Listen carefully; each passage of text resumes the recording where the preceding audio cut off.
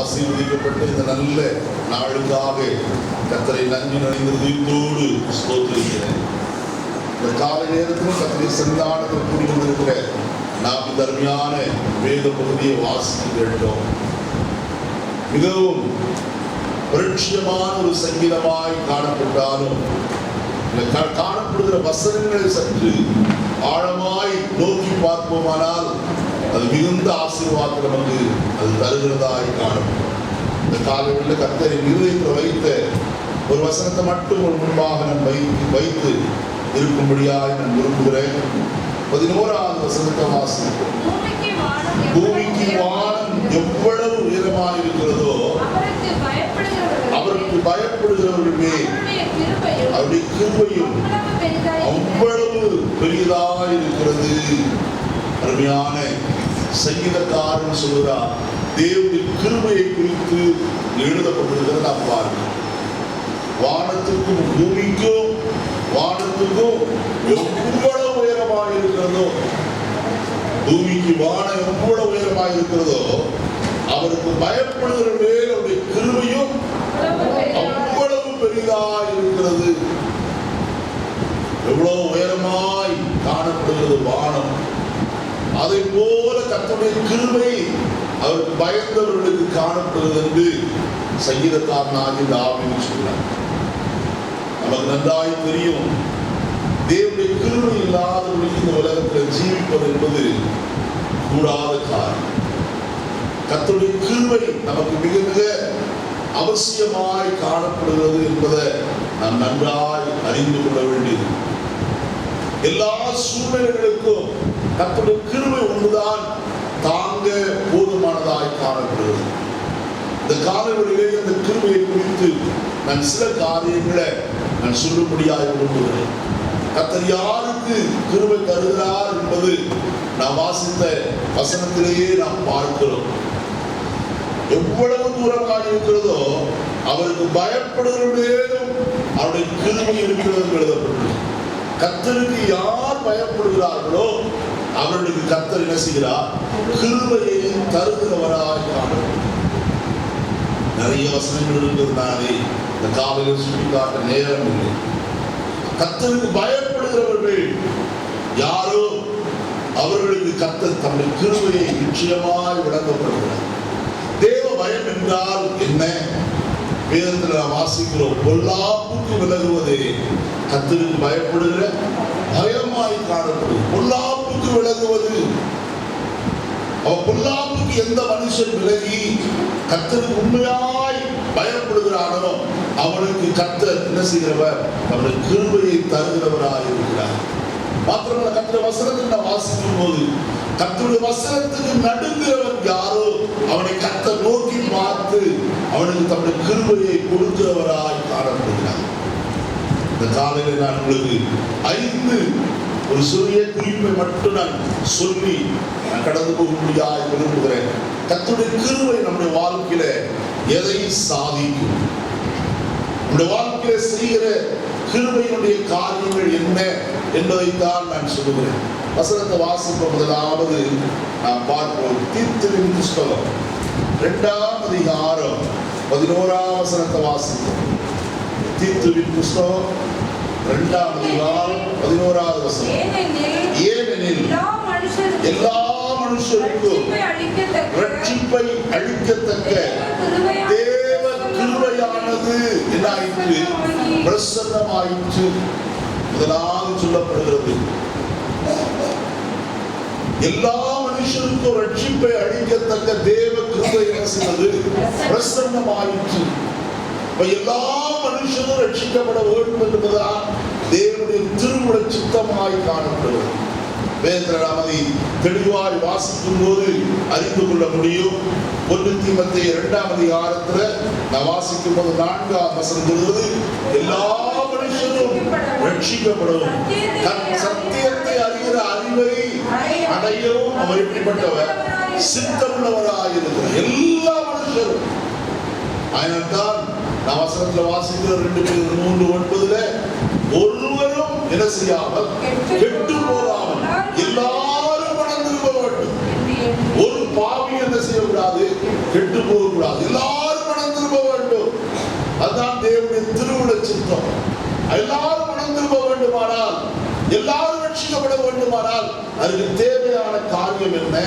தேவ கிருபை. வசனத்தில் வருது, அருமையான அப்போஸ்தலனாகிய பவுல் சொல்றார், தேவ கிருபையானது என்ன ஆயிற்று? பிரசன்னமாயிற்று. அப்படியானால் கிருபை யார் மூலமாய் வெளிப்பட்டது? கிறிஸ்து இயேசுவின் மூலமாய் வெளிப்பட்டது என்று நாம் வசனத்தில் நாம் வாசிக்கிறோம். யோவான் 1ஆம் அதிகாரத்தில் வாசிக்கும் போது நாம் பார்க்கிறோம் அதை குறித்து. அவர் கிருபையினாலும் சத்தியத்தினாலும் நிறைந்தவராய் நமக்குள்ளே என்ன செய்கிறார்? வாசம்.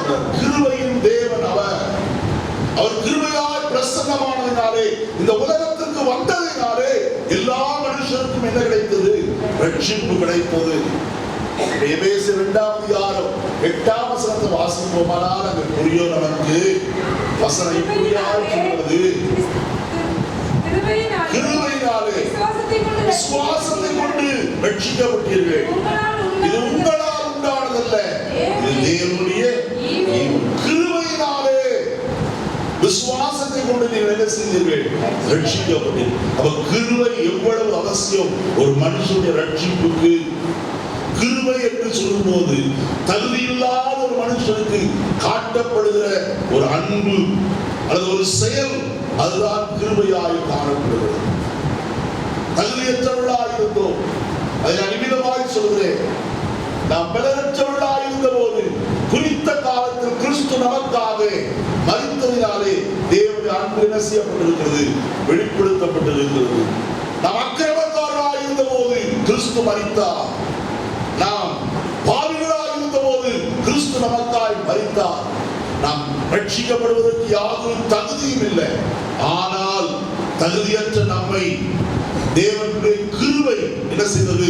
தகுதிப்படுத்திட்டு நமக்கு ரட்சிப்பை கொடுத்ததாயிருக்கு. தேவ கிருபையினாலே மாத்திரமே நாம் என்ன செய்யப்பட முடியும்? ரட்சிக்கப்பட முடியும். ரட்சிப்பு கிறிஸ்து இயேசுவின் கிருபையினாலே வருகிறது. இரண்டாவது காரியத்திற்கு வசனத்தை வாசிப்போமானால் வாசிப்போம். அப்போஸ்தலர் நடவடிக்கைகளின் புத்தகம் 7ஆம் அதிகாரம் 10ஆம் வசனத்தை வாசிப்போம்.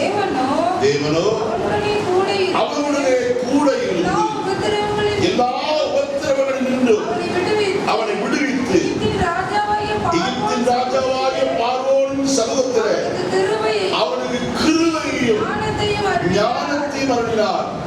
அந்த ராஜா அவனை எகிப்து தேசத்திற்கும் தன் வீடு அனைத்திற்கும் அதிகாரியாக ஏற்படுத்தினார். யோசேப்பை குறித்து நமக்கு தெரியும் நன்றாய். தன் இளம் பிராயத்தில் தன் தகப்பன் சகோதரரை பார்த்து வரும்படிக்கு கொஞ்சம் ஆகாரத்தை கொடுத்து அவரை அனுப்புகிறவனாய் காணப்பட்டார்.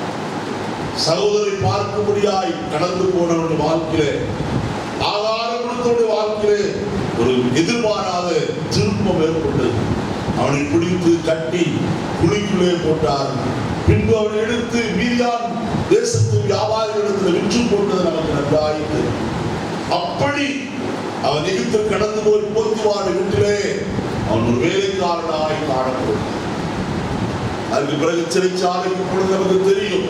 இப்படி எல்லாம் எதிர்பாராத சூழ்நிலைகள் நடந்து கொண்டிருக்கும் போது வசனம் சொல்கிறது, தேவனோ அவனுடைய கூட இருந்து, கர்த்தர் கூடவே இருந்தார்.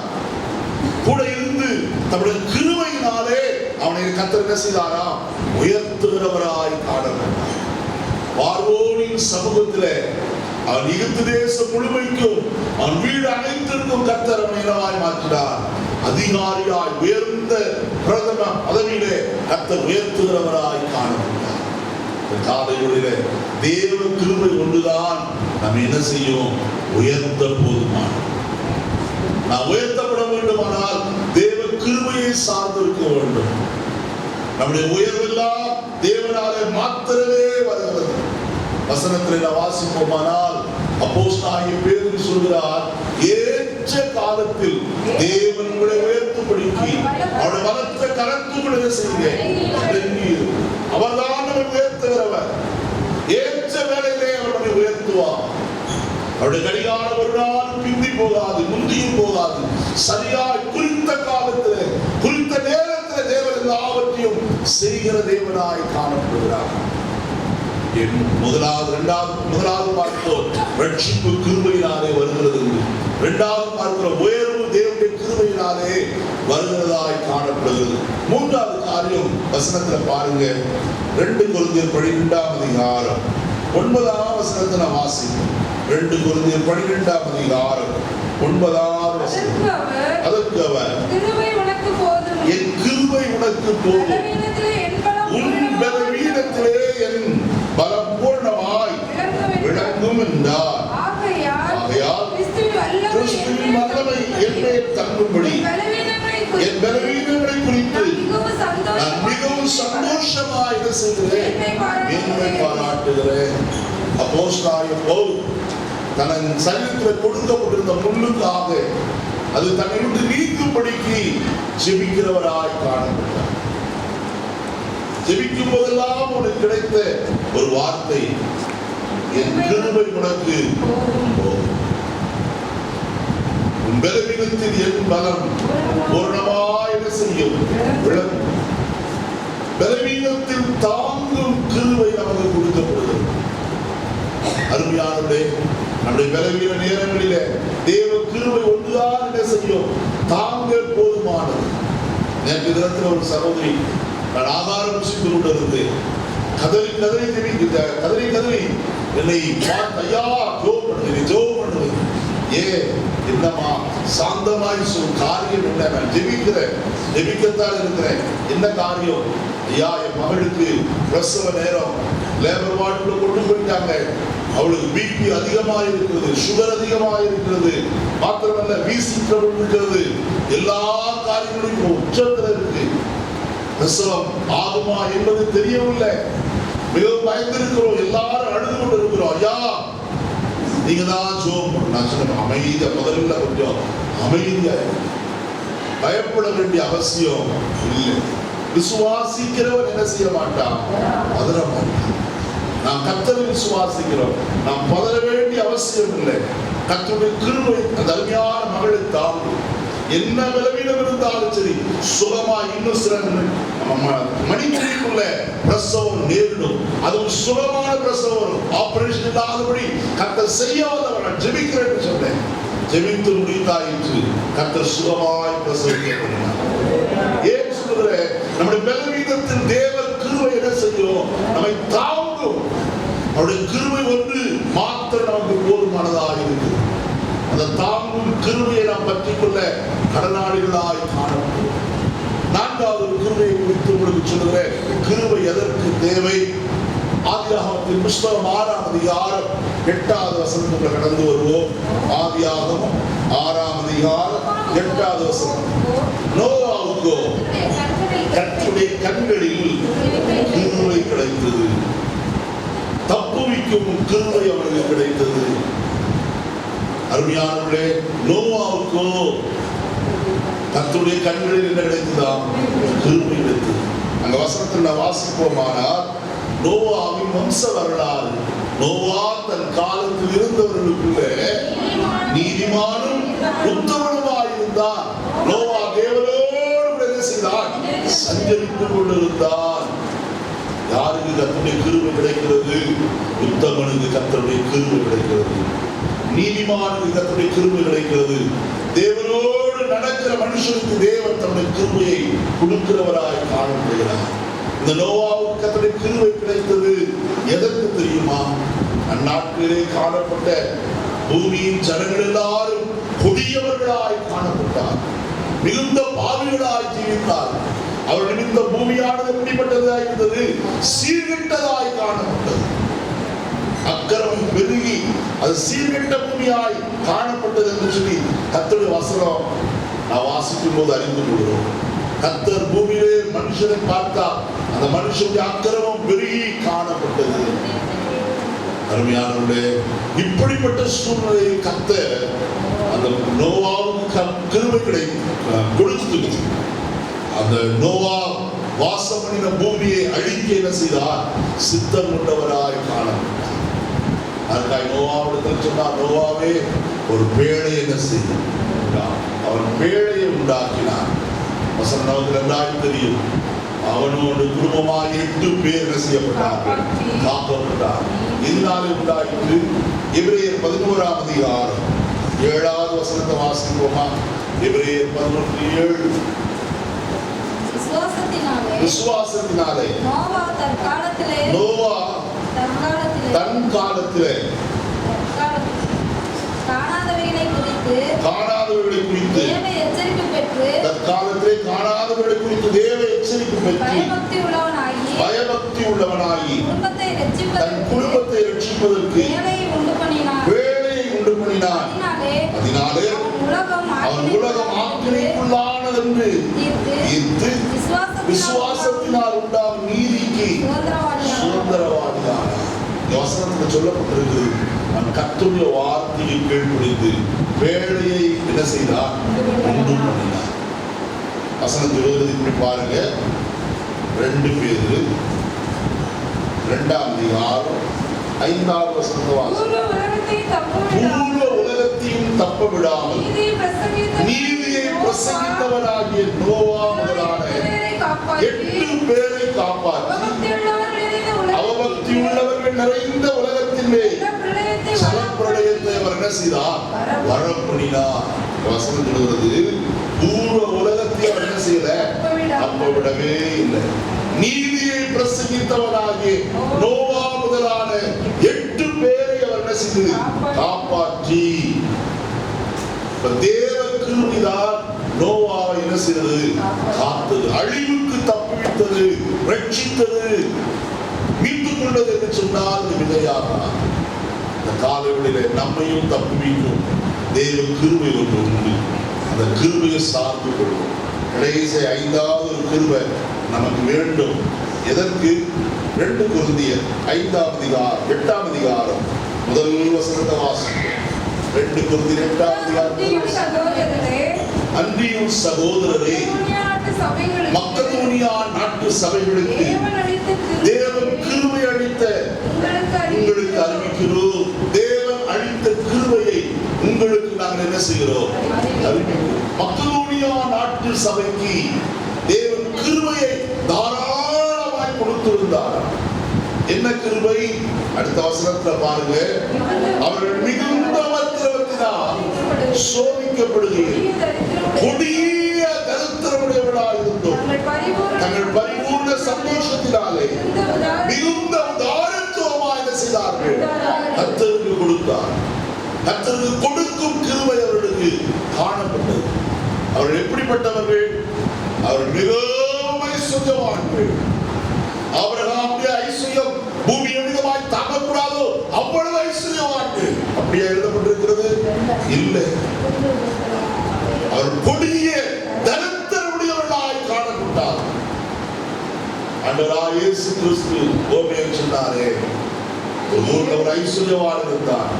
அவன் வீட்டு வாசற்படியில ஒரு தரித்திரனாகிய லாசரு காணப்பட்டான் சொல்றார். அந்த தரித்திரம் என்றுதான் எழுதப்பட்டிருக்கிறது. ஆனா இங்க வசனம் எழுதுது, கொடிய தரித்திரம். கொடிய தரித்திரம்னா யோசிச்சு பாருங்க, எப்படி இருந்திருக்கும். அவ்வளோ தரித்திரவான்களாக இருந்த அவர்கள் மாத்திரமல்ல, வசனம் சொல்கிறது, அவர்கள் மிகுந்த உபத்திரவத்திலே காணப்பட்டவர். ஆனாலும் தங்களுடைய பரிபூர்ண சந்தோஷத்தினால, உள்ள சந்தோஷம் காணப்பட்டது, கிறிஸ்துவின் சந்தோஷத்தினாலே அவர்கள் என்ன செய்தார்களா? மிகுந்த உதாரத்துவமாய் கொடுத்தார். யாருக்கு? கர்த்தருக்கு கொடுக்கிறவர்களாய் காணப்பட்டார். இன்னைக்கு நமக்கு அந்த கிருபை தேவை. கர்த்தருக்கு கொடுக்கிற ஒரு கிருபை கர்த்தர் நமக்கு கொடுத்தால் நலமாய் காணப்படும். ஏதோ சொல்ற, நாம் கொடுக்கும் போது கர்த்தர் திரும்ப என்ன செய்கிறவர்? கொடுக்கிறவராய் காணப்படும். தேவன் ஒருவருக்கும் எப்படிப்பட்டவர் அல்ல, கடனாளி அல்லவே. கொடுக்கிற எவரையும் கர்த்தர் உயர்த்தி மேன்மைப்படுத்துகிற தேவனாய். இந்த அருமையான காலவெளியில ரட்சிக்கப்படுவதற்கு தேவ கிருபை அவசியமாய் காணப்படுகிறது. வேதவசனத்தில் வாசிக்கிற உயர்த்தப்படுவதற்கு தேவ கிருபை அவசியம் தேவைப்படுகிறது. 3வது காரியம், பலவீனத்தில் கர்த்தருடைய கிருபை நம்மை தாங்குகிறது. 4வது காரியம், நம்மை தப்புவிப்பது தேவனுடைய கிருபை. 5வது காரியம், கர்த்தர் கொடுக்கிற காரியத்தில் தேவ கிருபையை அருமையான மக்கதோனியா சபையார் பெற்றிருந்தார். நாமும் தேவ கிருபையை பற்றி கொண்டு கர்த்தருக்கு சாட்சியாய் வாழ்வோம். கர்த்தருடைய வார்த்தையை நமக்கு ஆசீர்வதித்து கொடுப்பாராக. இந்த காலை வேளையிலே நம்முடைய மத்தியில் அருமையான